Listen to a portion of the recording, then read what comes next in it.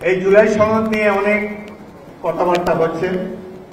আমি একজন ক্ষুদ্র রাজনৈতিক নেতা হিসাবে মনে করি, কর্মী হিসাবে মনে করি, জুলাই সনদ দেশের জনগণের প্রয়োজন নাই।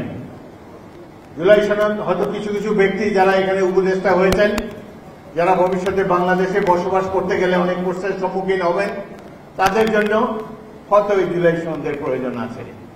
বাংলাদেশের প্রয়োজন একটি নির্বাচন যেখানে সুষ্ঠু হবে এবং যেখানে একটা জনগণ একটি প্রতিনিধিদের নির্বাচিত করতে পারবে। আমরা আশা করব আগামীতে একটি জাতীয় সংসদ নির্বাচন সুষ্ঠুভাবে সম্পাদিত হবে।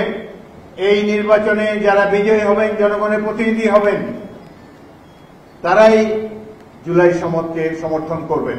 আমার দল বিএনপি জুলাই সনদকে সমর্থন করেছে, আমরাও এটি সমর্থন করতে বাধ্য। কিন্তু এটার মধ্যে এমন এমন জিনিস ঢুকাবেন না যেটি নিয়ে আগে আলোচনা হয় নাই, ঐক্যমত কমিশনের মিটিংয়ে আলোচনা হয় নাই, সেসব জিনিসও চূড়ান্ত প্রশ্নের মধ্যে আমাদের সাথে দেওয়া হয়েছে, যেটি মহাসচিব একটু পরে আপনাদেরকে বলবেন। এই ধরনের সনদের আমাদের প্রয়োজন নাই। আমাদের প্রয়োজন একটা পার্লামেন্ট, যে পার্লামেন্ট আগামী দিনের ভাগ্য নির্ধারণ করবে, যে পার্লামেন্ট এই সনদকেও বাস্তবায়িত করবে এবং আগামী দিনে গণতন্ত্রকে পরিপূর্ণভাবে বিকশিত করতে সক্ষম হবে। তাহলে এই ধরনের এই যে বিদেশ থেকে আমদানি করা কয়েকজন তথাকথিত পণ্ডিত ব্যক্তির পণ্ডিতির মাধ্যমে যে সমাবেশ, যেই সনদ বারবার আমরা দেখতে পাচ্ছি, সনদের কোনো প্রয়োজন নাই।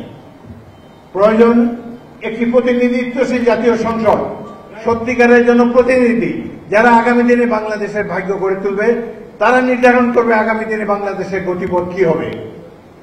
এমনকি নির্বাচিত যে কয়েকটি রাজনৈতিক দলের সাথে মিটিংয়ে ডাকা হয়েছে, এই রাজনৈতিক দলেরও পুরো অধিকার নাই এই দেশের ভবিষ্যৎ নির্ধারণ করার জন্য।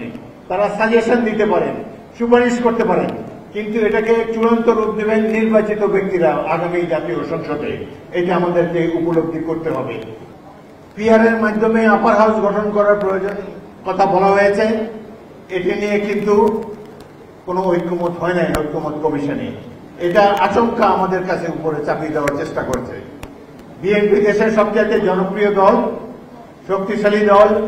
আমরা কেবলমাত্র নির্বাচনটা যাতে হতে পারে এই জন্য অনিচ্ছা সত্ত্বেও অনেক কিছুতে রাজি হয়েছি, কিন্তু তারা একে বিএনপির দুর্বলতা ভেবে নিয়েছেন। একের পর এক জনগণের কাছে গ্রহণযোগ্য নয় এমন সব জিনিস এই সনদের মধ্যে তারা ঢুকিয়ে দিয়েছে। ইনশাল্লাহ সঠিক নির্বাচন হোক, আমরা ইনশাল্লাহ দেখব বাংলাদেশের জন্য করণীয় কি। বাংলাদেশের জনগণের সমর্থন নিয়ে জনগণের প্রতিনিধিরাই তারা নির্ধারণ করবেন আগামী নির্বাচনের পরে। আজকে ক্ষমতায় যাওয়ার লোভে একটি ধর্মভিত্তিক রাজনৈতিক দল দেশে নানা রকম বিশৃঙ্খলা করার চেষ্টা করছে, নির্বাচনকে পিছিয়ে দেবার কিংবা বানচাল করার চেষ্টা করছে। তাদের কাছে বিনয়ের সাথে অনুরোধ জানাবো, আমরা যারা একসাথে সংগ্রাম করেছি এই মাফিয়া শেখ হাসিনা সরকারের বিরুদ্ধে, আমরা যেন ঐক্যবদ্ধ থাকি। গদির লোভে আমরা যেন জাতীয় স্বার্থকে বিসর্জন না দেই। সুতরাং আগামী দিনে এই স্বাধীনতা সার্বভৌমত্বের রক্ষা খরচ হবে এখানে উপস্থিত মুক্তিযুদ্ধের প্রজন্ম। মুক্তিযুদ্ধকে নিয়ে অনেক ছেলেবেলা করা হয়েছে।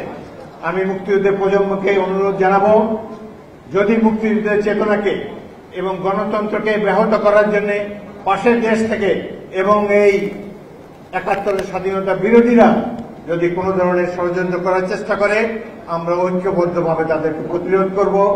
রাজপথে এমন সংগ্রাম গড়ে তুলব, এমন আগুন প্রজ্বলিত করব, বাংলাদেশের মুক্তিযোদ্ধা ছাড়া, মুক্তিযুদ্ধের আদর্শ ছাড়া অন্য কোনো কিছু বাংলাদেশে থাকবে না।